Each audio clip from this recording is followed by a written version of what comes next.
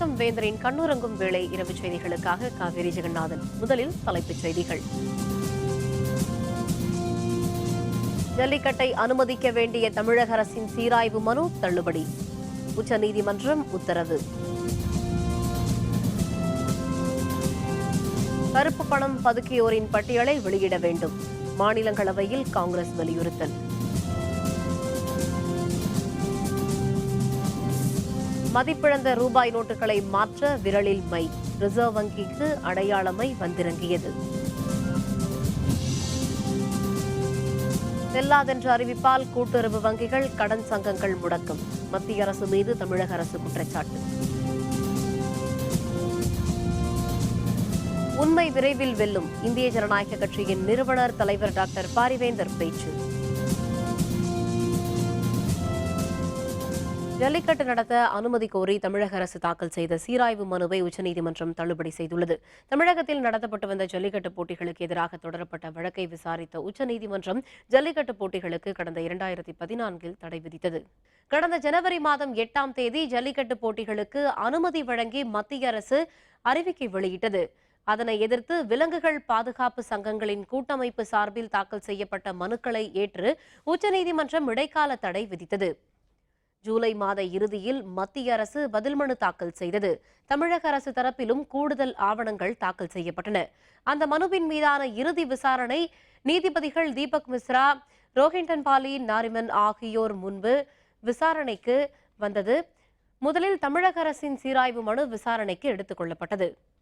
விசாரணையில் தமிழக அரசின் சீராய்வு மனுவை உச்சநீதிமன்ற அமர்வு தள்ளுபடி செய்து உத்தரவிட்டது. ஜல்லிக்கட்டு ஏற்கத்தக்கதல்ல என்று குறிப்பிட்ட நீதிபதிகள், விளையாட்டு என்ற பெயரில் வீட்டு விலங்கான காளைகளை துன்புறுத்துவதை ஏற்றுக்கொள்ள முடியாது என்று தெரிவித்துள்ளனர். பொங்கல் நெருங்கி வரும் வேளையில் ஜல்லிக்கட்டுக்கு அனுமதி இல்லை என்ற உத்தரவு ஜல்லிக்கட்டு ஆர்வலர்களிடையே பெரும் ஏமாற்றத்தை ஏற்படுத்தியுள்ளது. இதனிடையே தமிழகத்தில் ஜல்லிக்கட்டு நடத்த அனுமதி வழங்கப்படவில்லை என்றால் அனைத்து கட்சி தலைவர்களுடனும் கலந்து பேசி ரயில் மறியல் போராட்டம் உள்ளிட்டவை நடைபெறும் என்று வீர விளையாட்டு மீட்புக் கழகத்தின் மாநில தலைவர் டி ராஜேஷ் தெரிவித்துள்ளார்.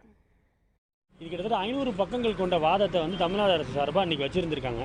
இந்த 500 பக்கங்கள் கொண்ட வாதத்தை வெறும் 1.5 மணி நேரத்தில் நீதிபதிகள் விசாரிச்சுட்டு இதில் காளைகள் துன்புறுத்தப்படுகிறதுன்னு சொல்லி இந்த மறுசீராய்வு மனுவை தள்ளுபடி பண்ணிட்டாங்க. காவேரி மேலாண்மை வாரியம் அமைக்கிறதுக்கு எப்படி அனைத்து கட்சி தலைவர்களை சந்தித்து ரயில் மறியல் போராட்டங்கள் நடந்துச்சோ, அதே மாதிரி ஜல்லிக்கட்டுக்கு அனைத்து கட்சி தலைவர்களை சந்தித்து கண்டிப்பாக ரயில் மறியல் போராட்டங்கள் தமிழகம் நடைபெறும். ஜல்லிக்கட்டு போட்டி நடத்த தேவையான சட்ட நடவடிக்கைகளை மத்திய அரசு மேற்கொள்ளும் என தமிழக பாரதிய ஜனதா தலைவர் தமிழிசை சவுந்தரராஜன் தெரிவித்தார். மதுரையில் செய்தியாளர்களுடன் இது தொடர்பாக பேசிய அவர், ஜல்லிக்கட்டுக்கு எதிராக உச்சநீதிமன்றம் பிறப்பித்துள்ள உத்தரவு கவலை அளிக்கக்கூடியது என்றார். மேலும் வங்கிகளில் பழைய ரூபாய் நோட்டுகளை மாற்றும் போது மை வைப்பது கள்ள ஓட்டை போல கள்ள நோட்டை தடுக்கும் நடவடிக்கைதான் என்று கூறிய அவர், 2 மாதங்களுக்கு பிறகு மக்கள் மகிழ்ச்சியாக இருப்பார்கள் என்று தெரிவித்தார். நிச்சயமாக ஜல்லிக்கட்டு நடைபெறும் என்று மரியாதைக்குரிய பிரகாஷ் ஜவடேகர் அவர்களே ஒரு அரசாணையை பிறப்பித்தார். ஜல்லிக்கட்டு கொண்டு வருவதற்கான அத்தனை முயற்சியையும் சட்ட ரீதியாக எடுப்போம் என்று. அதனால் நிச்சயமாக ஜல்லிக்கட்டு கொண்டு வருவதற்கான அத்தனை முயற்சிகளையும் சட்ட ரீதியாகவும் மேற்கொள்வார்கள். கருப்பு பணத்தை பதுக்கியுள்ளவர்களின் பெயர்களை மத்திய அரசு உடனே வெளியிட வேண்டும் என்று காங்கிரஸ் கட்சியின் மாநிலங்களவை துணைத் தலைவர் ஆனந்த் சர்மா வலியுறுத்தியுள்ளார். நாடாளுமன்ற மாநிலங்களவை இன்று காலை கூடியதும் 500 ரூபாய் மற்றும் 1000 ரூபாய் பணத்தாள்கள் செல்லாது என்ற மத்திய அரசின் அறிவிப்பு குறித்த விவாதம் எழுந்தது. அதில் பங்கேற்று பேசிய காங்கிரஸ் கட்சியின் மாநிலங்களவை துணைத் தலைவர் ஆனந்த் சர்மா, மக்களின் சொந்த பணத்தையே பயன்படுத்த இயலாத நிலையை மத்திய அரசு உருவாக்கியுள்ளதாக குறிப்பிட்டார். வங்கிகளில் கோடிக்கணக்கான ரூபாய்களை கடனாக பெற்று ஏமாற்றிய தொழிலதிபர் விஜய் மல்லையாவுக்கு 1200 கோடி ரூபாய் கடனை பாரத ஸ்டேட் வங்கி ரத்து செய்ததாகவும் அவர் குற்றம் சாட்டினார். அரசு வழங்கிய 2000 ரூபாய் பணத்தாள்களை மாற்ற இயலாமல் மக்கள் தவிப்பதாக ஆனந்த் சர்மா குறிப்பிட்டார். இந்திய பொருளாதாரத்தையே கருப்பு பொருளாதாரமாக பிரதமர் மோடி முத்திரை குத்திவிட்டதாக அவர் குற்றம் சாட்டினார். இந்த செயலுக்காக நாட்டு மக்களிடம் பிரதமர் மோடி மன்னிப்பு கேட்க வேண்டும் என்று ஆனந்த் சர்மா கூறினார். कितने लोगों ने 1 करोड़ से ज्यादा का सोना खरीदा? मैं पिछले तरीके बता रहा हूं आपको. कितने लोगों ने फॉरेन करेंसी खरीदी, कितने लोगों ने बुलियन में इन्वेस्ट किया और कितना पैसा, क्योंकि एक फाइनेंशियल इंटेग्रिटी यूनिट है, global financial integrity unit, They have come out with a report, the amount of money which left India. மின்னணு பண பரிவர்த்தனையை கண்காணிப்பதே தீவிரவாதிகளுக்கு கருப்பு பணம் செல்வதை தடுக்கும் ஒரே வழி என்று மார்க்சிஸ்ட் கம்யூனிஸ்ட் கட்சியின் பொதுச் செயலர் சீதாராம் யெச்சூரி தெரிவித்துள்ளார். மதிப்பிழந்த நோட்டுகள் பற்றிய மாநிலங்களவையில் நடைபெற்ற விவாதத்தில் பேசிய யெச்சூரி, நாட்டில் 500 மற்றும் 1000 ரூபாய் நோட்டுகள் செல்லாது என்ற அறிவிப்பால் தினக்கூலிகளும் ஏழை மக்களும் வெகுவாக பாதிக்கப்பட்டுள்ளதாக தெரிவித்தார். நெடுந்தொலைவு லாரி ஓட்டிச் செல்பவர்கள் சாலை ஓர கடைகளில் கிரெடிட் கார்டு மூலம் சாப்பிட முடியுமா என்று கேள்வி எழுப்பிய யெச்சூரி, நாட்டில் 86% பணப்புழக்கம் ரொக்க பண பரிவர்த்தனையாக இருக்கும்போது ரொக்கப்பணம் இல்லாத பொருளாதாரத்தை எப்படி கொண்டுவர இயலும் என்று கேள்வி எழுப்பினார். முதலில் அயல் நாடுகளில் உள்ள இந்தியர்களின் கருப்பு பணத்தை கொண்டுவர நடவடிக்கை எடுங்கள் என்று அவர் பிரதமர் மோடிக்கு கோரிக்கை விடுத்தார். 2.6 crore out of 130 crores of Indians have got a credit card. 14 lakh are the card readers in your retail shops, and 80% plus is a cash economy in our country, what is called the payments and settlement system.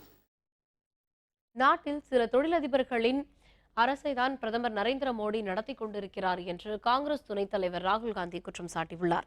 Mahatma Gandhi படுகொலையில் RSS அமைப்பை சம்பந்தப்படுத்தி பேசியது தொடர்பாக தொடரப்பட்ட அவதூறு வழக்கில் ஆஜராவதற்காக இன்று மகாராஷ்டிரா மாநிலம் பிவாண்டிக்கு ராகுல் காந்தி வந்தார். ராகுலுக்கு நீதிமன்றம் பிணை வழங்கிய நிலையில் நீதிமன்ற வளாகத்திற்கு வெளியே திரண்டிருந்த காங்கிரஸ் தொண்டர்களிடையே ராகுல் காந்தி பேசினார். 500 மற்றும் 1000 ரூபாய் தாள்கள் செல்லாது என்ற மோடியின் அறிவிப்பால் நாட்டின் சாதாரண நடுத்தர மக்கள்தான் பெரும் அவதிக்கு ஆளாகியுள்ளதாக ராகுல் காந்தி குற்றம் சாட்டினார். சில தொழிலதிபர்களுக்காக தான் தன்னுடைய அரசையே நரேந்திர மோடி நடத்தி கொண்டிருக்கிறார் என்றும் ராகுல் காந்தி குற்றம் சாட்டினார். निर्णय लिया, डिसीजन लिया, आप सबको कष्ट हो रहा है, आप लाइन में लगे हो, कोई आपको अमीर व्यक्ति, हजारों करोड़ रुपए वाला व्यक्ति दिखाई दे रहा है लाइन में? மறைந்த உறுப்பினர்கள் மற்றும் தலைவர்களுக்கு இரங்கல் தெரிவித்த பின்னர் மக்களவை நாள் முழுவதும் ஒத்திவைக்கப்பட்டது. நாடாளுமன்ற குளிர்கால கூட்டத்தொடர் இன்று காலை துவங்கியது. இதில் 500, 1000 ரூபாய் நோட்டுகள் வாபஸ் பெறப்பட்டது. காஷ்மீர் பதற்ற நிலை, ராணுவத்தினருக்கு ஒரே பதவி ஒரே ஓய்வூதியம் வழங்கும் விவகாரம் உள்ளிட்டவைகள் தொடர்பாக குரல் எழுப்ப எதிர்க்கட்சிகள் திட்டமிட்டன. முன்னதாக நாடாளுமன்ற வளாகத்தில் செய்தியாளர்களுடன் பேசிய பிரதமர் மோடி, ஆக்கப்பூர்வமான வெளிப்படையான விவாதங்கள் நடக்கும் என நம்பிக்கை தெரிவித்தார். இந்நிலையில் இரு அவைகளிலும் மறைந்த உறுப்பினர்களுக்கு இரங்கல் தெரிவிக்கப்பட்டு மௌன அஞ்சலி செலுத்தப்பட்டது. பின்னர் மக்களவை நாளை காலை வரை ஒத்திவைக்கப்பட்டது. மாநிலங்களவையில் இரங்கல் தீர்மானத்திற்கு பிறகு அவை துவங்கியதும் 500 ரூபாய் 1000 ரூபாய் பணத்தாள்கள் திரும்ப பெறப்பட்ட விவகாரம் தொடர்பாக பேச எதிர்க்கட்சிகள் அனுமதி கேட்டன. இதற்கு அனுமதி மறுத்த மாநிலங்களவை துணைத் தலைவர் குரியன் கேள்வி நேரத்தை ஒத்திவைத்தார். மதிப்பிழந்த 500, 1000 ரூபாய் தாள்களை வங்கிகளில் மாற்றுவோருக்கு விரலில் வைக்கப்பட உள்ள அடையாளமை இந்திய ரிசர்வ் வங்கியின் சென்னை மண்டல அலுவலகத்திற்கு இன்று வந்தடைந்தது. மதிப்பிழந்த 500 மற்றும் 1000 ரூபாய் நோட்டுகளை மாற்ற ஒருமுறை வந்தவர்களே வங்கிகளுக்கு பலமுறை வருவதாக புகார்கள் எழுந்தன. இதனைத் தொடர்ந்து பணம் மாற்ற வருவோருக்கு அடையாளமாக வலது கை விரலில் மை வைக்கப்படும் என மத்திய அரசு நேற்று அறிவித்தது. இருந்தபோதிலும் தமிழகத்தில் இன்று மை வராத நிலையில் பழைய முறையிலேயே ரிசர்வ் வங்கி உட்பட அனைத்து வங்கிகளிலும் மாற்று பணம் வழங்கப்பட்டது. ரிசர்வ் வங்கி அனுப்பும் மையையே அனைத்து வங்கிகளும் பயன்படுத்த வேண்டும் என்ற நிலையில் மைசூரில் இருந்து சென்னை மண்டல ரிசர்வ் வங்கி அலுவலகத்திற்கு இன்று மாலை அடையாள மை வந்திறங்கியது. இதையடுத்து நாளை முதல் பணம் மாற்றும் போது விரலில் அடையாள மை வைக்கப்படலாம் என தெரிகிறது. செல்லாத ரூபாய் நோட்டுகளை வங்கியில் மாற்ற வருபவர்களுக்கு கையில் மை வைக்கும் பணி சென்னையில் இன்று தொடங்கியது. செல்லாத ரூபாய் நோட்டை மாற்ற வருபவர்களுக்கு கையில் மை வைக்கப்படும் என்றும் மேலும் அடுத்த ஒரு வாரத்திற்கு அவர்கள் பழைய ரூபாய் நோட்டை மாற்ற முடியாது என்று நேற்று அறிவிக்கப்பட்டது. இந்த நிலையில் சென்னை கீழ்ப்பாக்கத்தில் உள்ள பஞ்சாப் நேஷனல் வங்கி கிளையில் ரூபாய் நோட்டுகள் மாற்ற வருபவர்களுக்கு மை வைக்கும் பணி தொடங்கியது.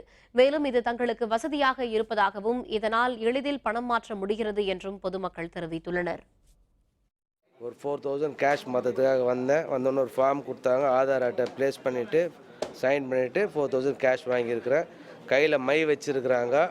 இது எனக்கு ஒன்றும் பெருசாக தெரில. நெக்ஸ்ட் எப்போ கேஷ் மாற்றுவாங்க, இதே மாதிரி 4000 எப்போ மாற்றுவாங்கன்னு தெரியல. எனக்கு வந்தாங்க நல்லாயிருக்கும். மற்றபடி பேங்க்கில் எனக்கு எந்த விதமான பிரச்சனைகளும் இல்லை. கன்வீனியண்ட்டாக இருக்குது இப்போதைக்கு. ஃபர்ஸ்ட்டோட இப்போ எவ்வளோ பெட்டர். ஏடிஎம் மையங்கள் இயங்க தொடங்கிய 6வது நாளான இன்றும் பணத்தை எடுக்க மக்கள் நீண்ட வரிசையில் காத்திருந்தனர். செல்லாது என்று அறிவிக்கப்பட்ட 500 மற்றும் 1000 ரூபாய் நோட்டுகளை மாற்றுவதற்கு 7வது நாளாக இன்றும் மக்கள் வங்கிகளில் குவிந்தனர். ஏடிஎம் மையங்களும் கடந்த 6 நாட்களாகவே இயங்கி வரும் நிலையில் ஒரு சில இடங்களில் மட்டுமே ஏடிஎம் மையங்களில் பணம் எடுக்க முடிந்தது. இதனால் பொதுமக்கள் நீண்ட வரிசையில் காத்திருந்து பணம் எடுக்கும் நிலைமை தொடர்ந்தது. இது தங்களுக்கு சிரமமாக உள்ளதாகவும் அரசு இதுபோன்ற பிரச்சனைகளுக்கு விரைவில் நடவடிக்கை எடுக்க வேண்டும் எனவும் பொதுமக்கள் கோரிக்கை விடுத்துள்ளனர்.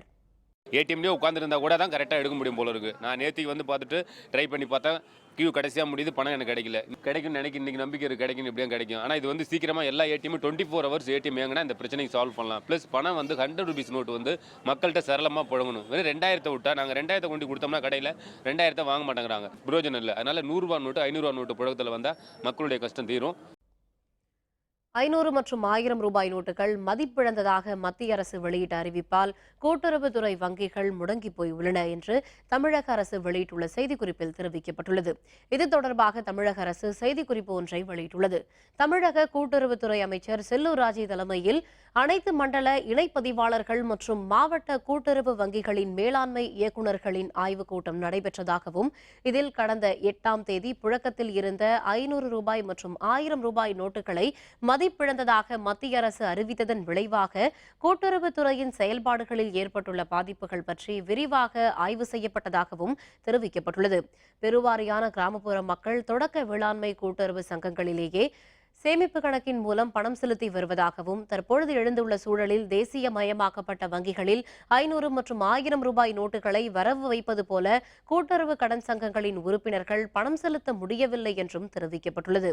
இதனிடையே கடந்த 14/11/2016 அன்று ரிசர்வ் வங்கி வெளியிட்டுள்ள அறிவிக்கையின்படி மத்திய கூட்டுறவு வங்கிகளில் எவ்வித பண பரிவர்த்தனைகளோ அல்லது சேமிப்பு கணக்கில் பணம் செலுத்தவோ முடியாத நிலை ஏற்பட்டுள்ளதாகவும் இதனால் தமிழ்நாட்டில் உள்ள 23 மாவட்ட மத்திய கூட்டுறவு வங்கிகளும் அவற்றின் 813 கிளைகளும் அவற்றின் வாடிக்கையாளர்களும் கடுமையாக பாதிக்கப்பட்டுள்ளதாகவும் குறிப்பிடப்பட்டுள்ளது.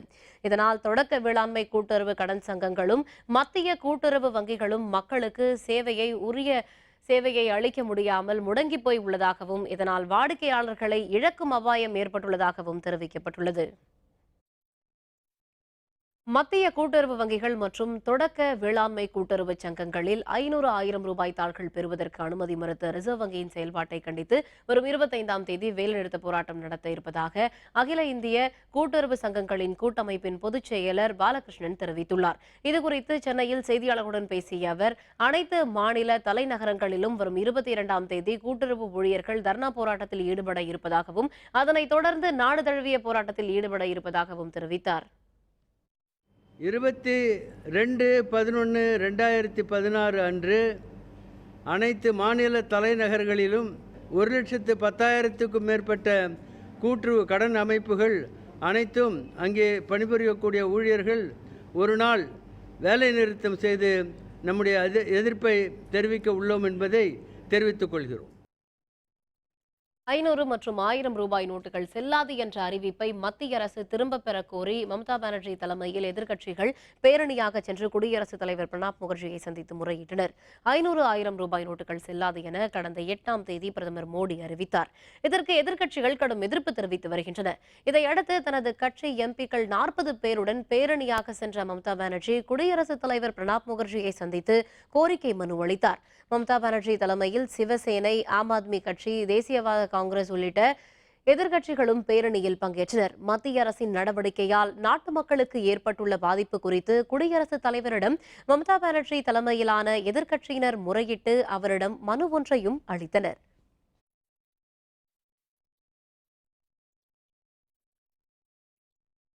உண்மை விரைவில் வெல்லும் என்று இந்திய ஜனநாயக கட்சியின் நிறுவனர் தலைவரான டாக்டர் பாரிவேந்தர் குறிப்பிட்டுள்ளார்.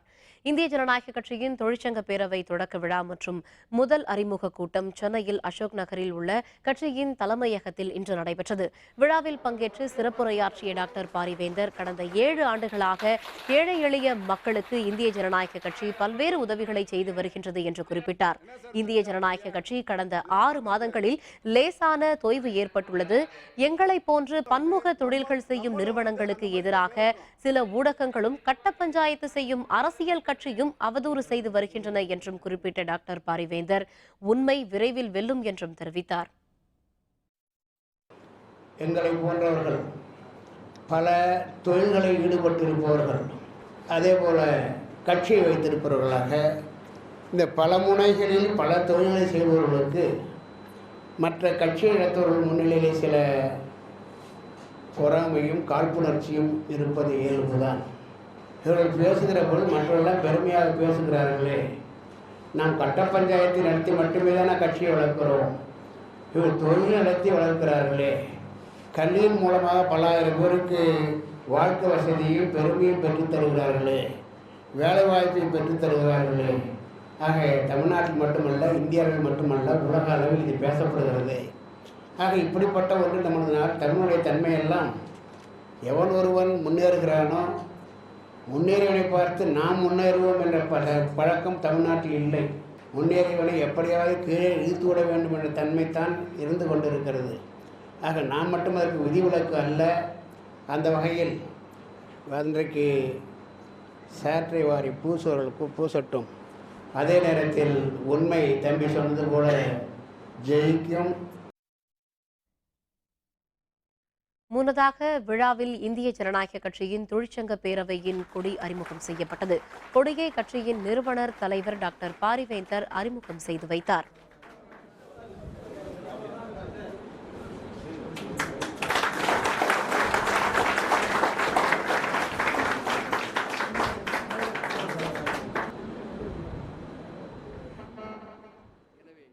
நிகழ்ச்சியில் கட்சியின் பொதுச் செயலர் பி ஜெயசீலன், கொள்கை பரப்பு செயலர் MS ராஜேந்திரன், முதன்மை அமைப்பு செயலர் SS வெங்கடேசன், வர்த்தக அணி செயலர் KCT மனோகரன் மற்றும் தொழிற்சங்க பேரவையின் ஒருங்கிணைப்பாளர் தேவராஜ், பேரவை செயலர் சேவியர் உள்பட பலர் கலந்து கொண்டனர்.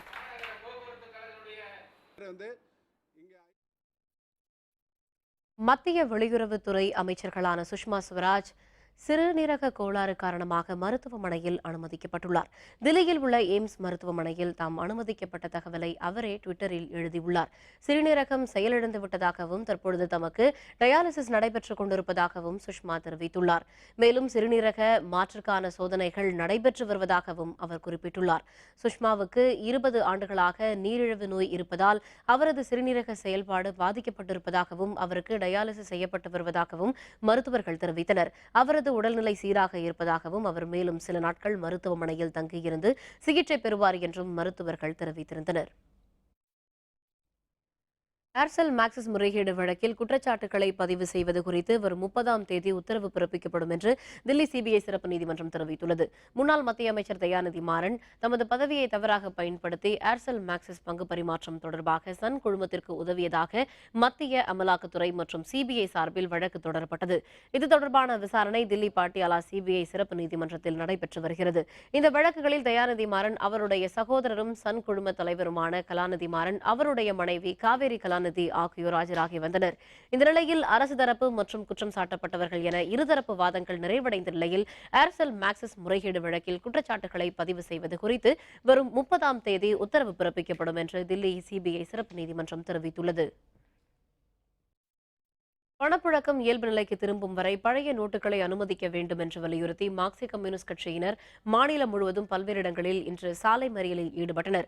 பழைய பணத்தாள்களை மாற்றுவதற்காக 6வது நாளாக இன்றும் வங்கிகளில் மக்கள் நீண்ட வரிசையில் பல மணி நேரமாக காத்திருக்கின்றனர். இதற்கு பல்வேறு அரசியல் கட்சியினர் கண்டனம் தெரிவித்துள்ள நிலையில் தமிழகம் முழுவதும் மார்க்சிய கம்யூனிஸ்ட் கட்சியினர் சார்பில் இன்று போராட்டம் நடைபெற்றது.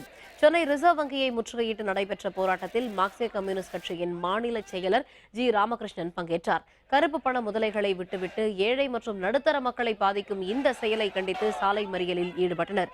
அப்போது காவல்துறையினருக்கும் போராட்டக்காரர்களுக்கும் இடையே சிறிது நேரம் வாக்குவாதம் ஏற்பட்டது. பின்னர் போராட்டத்தில் ஈடுபட்ட G ராமகிருஷ்ணன் உள்பட ஏராளமானோரை காவல்துறையினர் கைது செய்தனர். மாலையில் அவர்கள் விடுவிக்கப்பட்டனர்.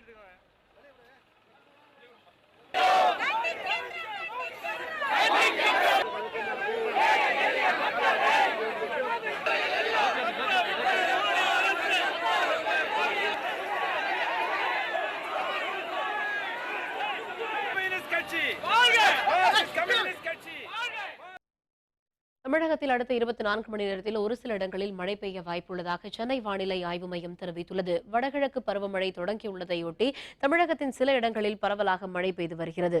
அடுத்த 24 மணி நேரத்தில் தமிழகம் மற்றும் புதுவையில் ஒரு சில இடங்களில் மழைக்கு வாய்ப்புள்ளதாகவும், சென்னையை பொறுத்தவரை வானம் மேகமூட்டத்துடன் காணப்படும் எனவும் சென்னை வானிலை ஆய்வு மையம் தகவல் வெளியிட்டுள்ளது. சென்னை புறநகர் பகுதியில் மிதமான மழைக்கு வாய்ப்புள்ளதாகவும் தகவல் வெளியாகியுள்ளது. கடந்த 24 மணி நேரத்தில் தூத்துக்குடி மற்றும் பாபநாசத்தில் அதிகபட்சமாக 2 மில்லிமீட்டர் மழை அளவு பதிவாகியுள்ளது. கலிங்கப்பட்டி டாஸ்மாகை மூட உத்தரவு. உயர்நீதிமன்ற மதுரை கிளை உத்தரவு. விவரம் விளம்பர இடைவேளைக்கு பிறகு.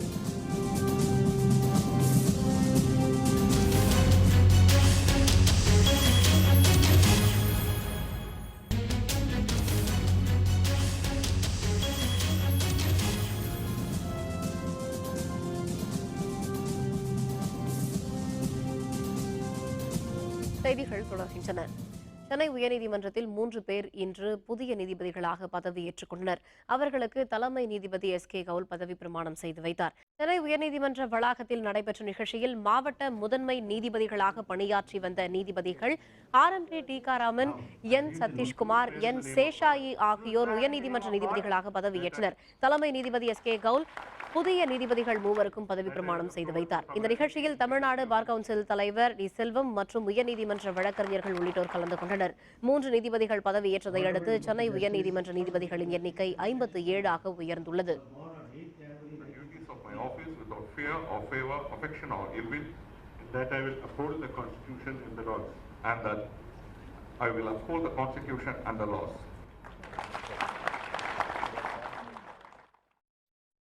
திருநெல்வேலி மாவட்டம் கலிங்கப்பட்டியில் உள்ள மதுபான கடையை நிரந்தரமாக மூட வேண்டும் என உயர்நீதிமன்ற மதுரை கிளை உத்தரவிட்டுள்ளது. கலிங்கப்பட்டியில் உள்ள டாஸ்மாக் கடையை நிரந்தரமாக மூட உத்தரவு பிறப்பிக்க வேண்டும் என கோரி உயர்நீதிமன்ற மதுரை கிளையில் கலிங்கப்பட்டி ஊராட்சி மன்ற தலைவர் வை. ரவிச்சந்திரன் மனு ஒன்று தாக்கல் செய்திருந்தார்.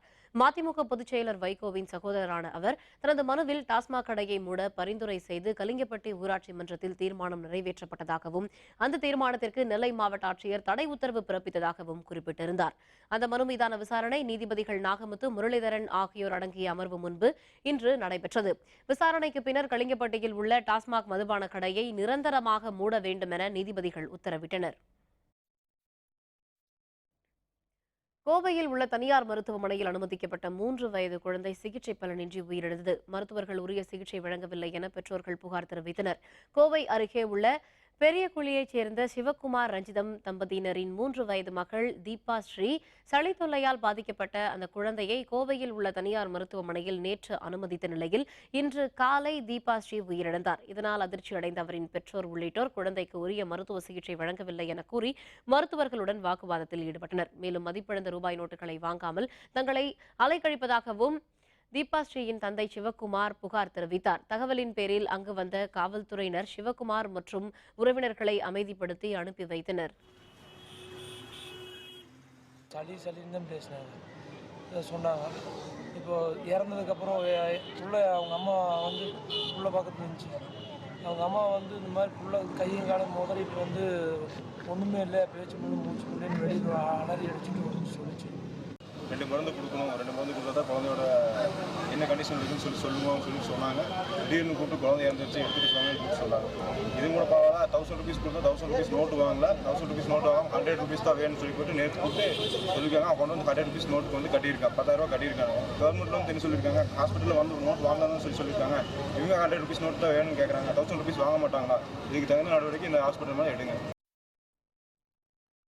தேனி அருகே காதலிக்க மறுத்த பள்ளி மாணவியை கத்தியால் குத்திய கல்லூரி மாணவரை காவல்துறையினர் தேடி வருகின்றனர். தேனி அருகே உள்ள டி. ராஜகோபாலன்பட்டியைச் சேர்ந்த வேல்முருகன் என்பவரின் மகள் ஆண்டிப்பட்டி அரசு பெண்கள் மேல்நிலைப் பள்ளியில் 9ஆம் வகுப்பு படித்து வருகிறார். அவரை அதே ஊரைச் சேர்ந்த கல்லூரி மாணவர் நவீன்குமார் என்பவர் உறுதுணையாக காதலித்து வந்ததாக கூறப்படுகிறது. இந்த நிலையில் இன்று தனியாக நடந்து வந்த பள்ளி மாணவியை தலையின் பின்புறம் கத்தியால் தாக்கிவிட்டு நவீன்குமார் தப்பி ஓடிவிட்டார். காயமடைந்த மாணவி மருத்துவமனையில் அனுமதிக்கப்பட்டுள்ளார். இதுகுறித்து ஆண்டிப்பட்டி காவல்துறையினர் வழக்கு பதிவு செய்து தப்பி ஓடிய நவீன்குமாரை தேடி வருகின்றனர். சிவகங்கையில் இயங்கி வந்த பஞ்சாலை ஒன்று போதுமான பண பரிவர்த்தனை இல்லாததால் மூடப்பட்டது. இதனால் 1000க்கும் மேற்பட்ட தொழிலாளர்கள் வேலை இழந்துள்ளனர். சிவகங்கை அருகே உள்ள சக்கந்தி பகுதியில் தனியார் பஞ்சாலை ஒன்று இயங்கி வருகிறது. 3 ஷிப்டுகளாக இயங்கி வந்த இந்த பஞ்சாலையில் 1000க்கும் மேற்பட்ட தொழிலாளர்கள் பணியாற்றி வந்தனர். 500 மற்றும் 1000 ரூபாய் நோட்டுகள் செல்லாது என்ற அறிவிப்பால் பணப்புழக்கம் குறைந்துள்ளது. நாள் ஒன்றிற்கு தொழிலாளர்களுக்கு கொடுக்க 3 லட்சம் ரூபாய் தேவைப்படும் நிலையில் பணப்புழக்கம் இல்லாததால் தொழிலாளர்களுக்கு சம்பளம் தர இயலாத நிலை ஏற்பட்டது. இதையடுத்து கடந்த 14ஆம் தேதி முதல் பஞ்சாலைக்கு காலவரம்பற்ற விடுமுறை விடப்பட்டது. கடந்த சில நாட்களாக வேலை இல்லாததால் தொழிலாளர்கள் வருமானம் இல்லாமல் கடுமையாக பாதிக்கப்பட்டுள்ளனர். இப்போ ரொம்ப சிரமத்தில் இருக்கேன். நாங்கள் லோடு மணி வேலை நான் 38 வருஷம் பார்க்குறேன். ஒரு 1500 பேர் பார்க்குறோம். இப்போ சாப்பாடு ரொம்ப தண்டாப்படுறோம். முன்ன 3 ரூபா இல்லை. பட்டுவாடை அவங்களால பண்ண முடியல. 500 தாலும் செல்ல மாட்டேங்குது. யாரும் வாங்க மாட்டேங்கிறாங்க. எங்கே போய் மாற்றினாலும் வாங்க மாட்டேங்கிறாங்க. இந்த சுற்றுவட்டம் பூரா இந்த மில்ல தான் வேலை பார்க்குறாங்க. ஒரு வாரமே எங்களுக்கு சம்பளம் கிடையாது. 10 நாள் சம்பளம். நாங்கள் என்ன பண்ணுறது? இப்போ சாப்பாட்டுக்கு எங்கே நாங்கள் போய் வாங்குறது?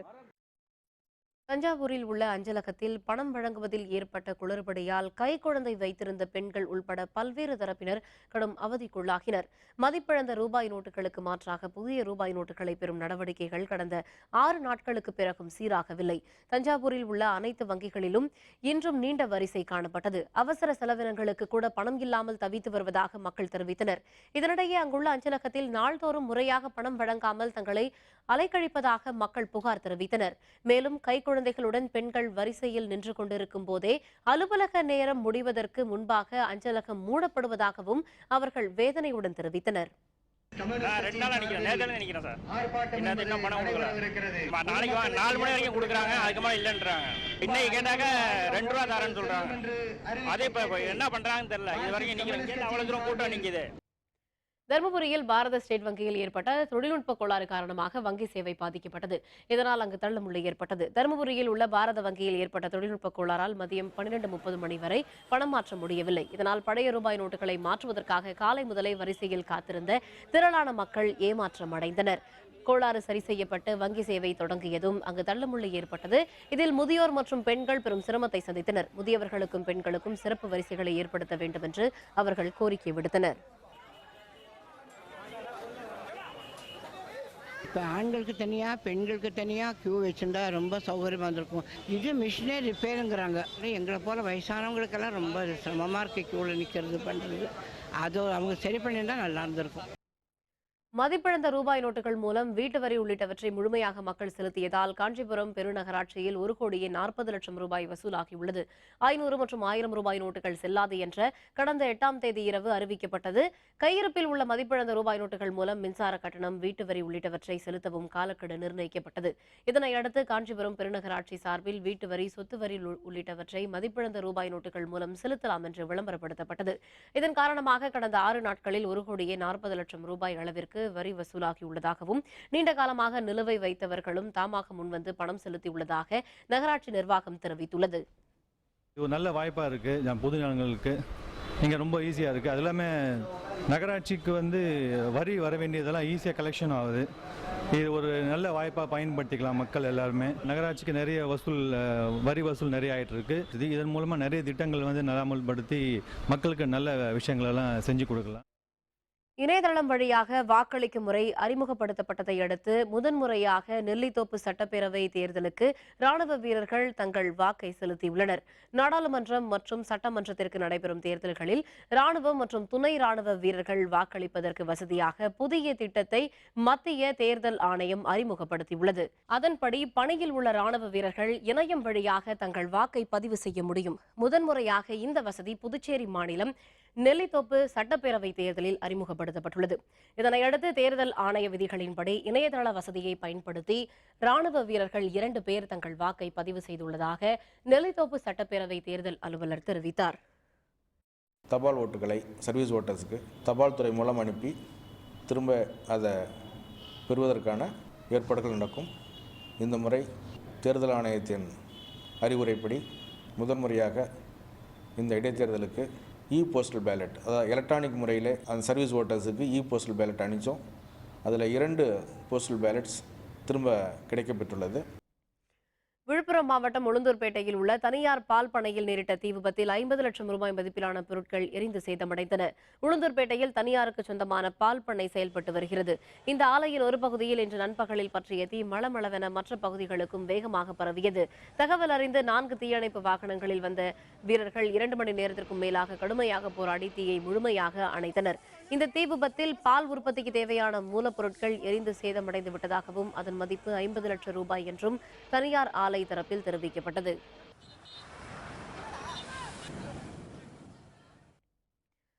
தூத்துக்குடியில் சமையல் எரிவாயு சிலிண்டர் ஏற்றிச் செல்லும் லாரி ஓட்டுநர்கள் தங்கள் கோரிக்கைகளை வலியுறுத்தி வேலைநிறுத்த போராட்டத்தில் ஈடுபட்டுள்ளனர். தூத்துக்குடி சிப்காட் வளாகத்தில் பாரத் பெட்ரோலியம் நிறுவனத்திற்கு சொந்தமான சிலிண்டரில் சமையல் எரிவாயு நிரப்பும் நிலையம் உள்ளது. இங்கிருந்துதான் தூத்துக்குடி, திருநெல்வேலி, விருதுநகர் உள்ளிட்ட 6 மாவட்டங்களுக்கு லாரிகள் மூலம் சிலிண்டர்கள் செல்கின்றன.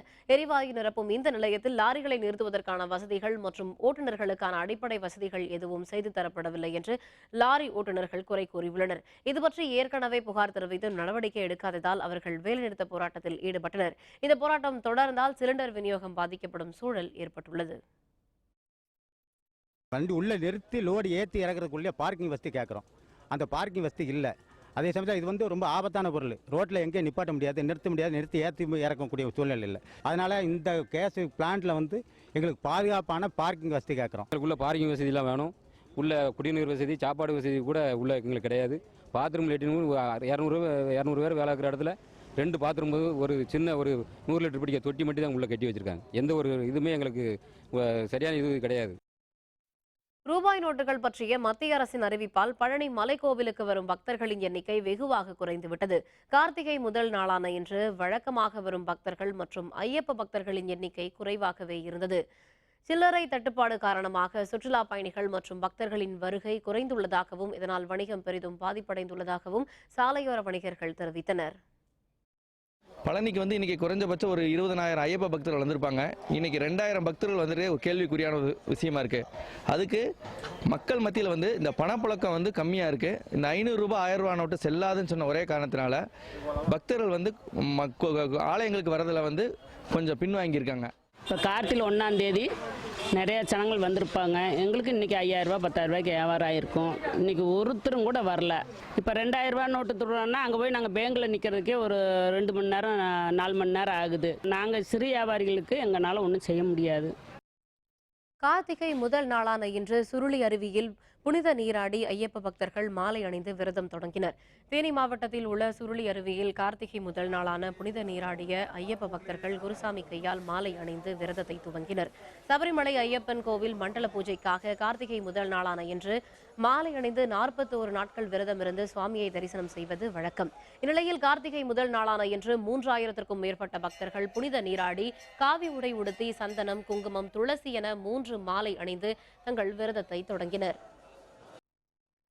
சீனா ஓபன் டென்னிஸ் போட்டி அடுத்த சுற்றுக்கு முன்னேறினார் PV சிந்து. விவரம் விளம்பர இடைவேளைக்கு பிறகு.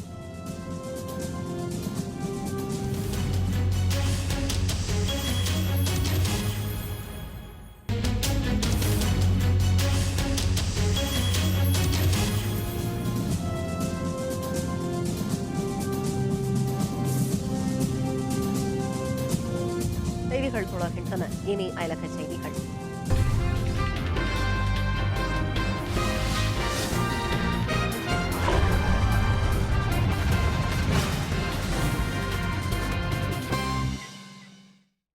அமெரிக்காவில் சுற்றுச்சூழலை பாதிக்கும் எண்ணெய் குழாய் பதிக்கும் திட்டத்தை தடுத்து நிறுத்த கோரி சுற்றுச்சூழல் ஆர்வலர்கள் ஆர்ப்பாட்டத்தில் ஈடுபட்டனர்.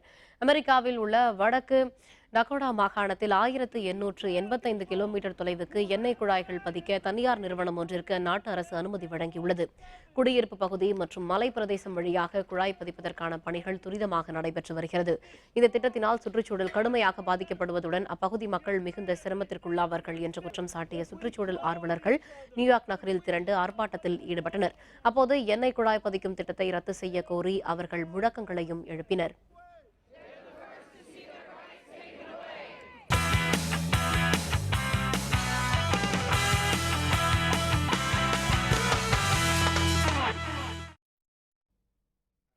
சீனாவில் நடைபெற்று வரும் சீனா ஓபன் பேட்மிண்டன் போட்டியில் மகளிர் ஒற்றையர் பிரிவின் முதல் சுற்றில் சாய்னா நேவால் அதிர்ச்சி தோல்வியடைந்தார். PV சிந்து வெற்றி பெற்று அடுத்த சுற்றுக்கு முன்னேறினார். சீனா ஓபன் பேட்மிண்டன் போட்டி ஃபுசு நகரில் தொடங்கியுள்ளது. மகளிர் ஒற்றையர் பிரிவின் முதல் சுற்றில் இந்திய வீராங்கனை சாய்னாவும் தாய்லாந்து வீராங்கனை போட்டினாவும் மோதினர். முதல் ஆட்டத்தை 16-21 என்ற புள்ளி கணக்கில் தவறவிட்ட சாய்னா இரண்டாம் ஆட்டத்தை 21-19 என்ற புள்ளி கணக்கில் கைப்பற்றினார். இருப்பினும் மூன்றாவது ஆட்டத்தில் 14-21 என்ற புள்ளி கணக்கில் தாய்லாந்து வீராங்கனையிடம் சாய்னா தோல்வியடைந்தார். சாய்னா அதிர்ச்சி தோல்வியடைந்த நிலையில் மற்றொரு இந்திய வீராங்கனையும் ஒலிம்பிக் பதக்க சாதனையாளருமான PV சிந்து முதல் சுற்று போட்டியை எளிதாக கைப்பற்றினார். மற்றொரு தாய்லாந்து வீராங்கனையான லீஷா ஹெசான் 21-12, 21-16 என்ற நேர் செட்டில் PV சிந்து எளிதாக வென்று அடுத்த சுற்றுக்கு முன்னேறினார். இரண்டாம் சுற்றில் அமெரிக்க வீராங்கனை பெய்வென் ஷாங்கை PV சிந்து எதிர்கொள்கிறார்.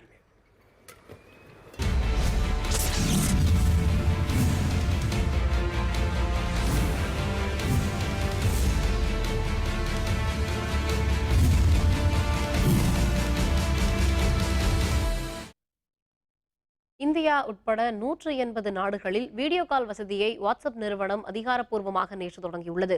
குறுஞ்செய்தி மூலம் உலக அளவில் கோடிக்கணக்கான வாடிக்கையாளர்களை கவர்ந்த வாட்ஸ்அப் நிறுவனம் ஏற்கனவே தனது பயனர்களுக்கு குரல் வழி தொடர்பு வசதியை வழங்கி வருகிறது. இதனால் இந்தியாவில் இருந்து பல நாடுகளுக்கும் எளிதாக பேசும் வசதி கிடைத்திருக்கிறது. இந்த நிலையில் தற்பொழுது வீடியோ கால் வசதியையும் வாட்ஸ்அப் நிறுவனம் அறிமுகம் செய்துள்ளது. ஐபோன், ஆண்ட்ராய்டு, விண்டோஸ் ஆகிய செயலிகளில் இயங்கக்கூடிய இந்த வீடியோ காலை பெற கூகுள் பிளே ஸ்டோரில் சென்று வாட்ஸ்அப்பை மேம்படுத்திக் கொள்ள வேண்டும் என வாட்ஸ்அப் நிறுவனம் அறிவித்துள்ளது. மீண்டும் தலைப்புச் செய்திகள்.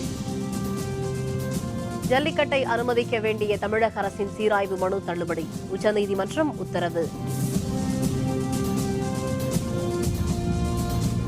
கருப்பு பணம் பதுக்கியோரின் பட்டியலை வெளியிட வேண்டும், மாநிலங்களவையில் காங்கிரஸ் வலியுறுத்தல். மதிப்பிழந்த ரூபாய் நோட்டுகளை மாற்ற விரலில் மை, ரிசர்வ் வங்கிக்கு அடையாளமை வந்திறங்கியது. செல்லாது என்ற அறிவிப்பால் கூட்டுறவு வங்கிகள், கடன் சங்கங்கள் முடக்கம், மத்திய அரசு மீது தமிழக அரசு குற்றச்சாட்டு. உண்மை விரைவில் வெல்லும், இந்திய ஜனநாயக கட்சியின் நிறுவனர் தலைவர் டாக்டர் பாரிவேந்தர் பேச்சு. இத்துடன் வேந்தரின் கண்ணுறங்கும் வேளை இரவு செய்திகள் நிறைவடைந்தன. மீண்டும் நாளை காலை 8 மணிக்கு இளங்கதிர் காலை செய்திகளில் சந்திப்போம். வணக்கம்.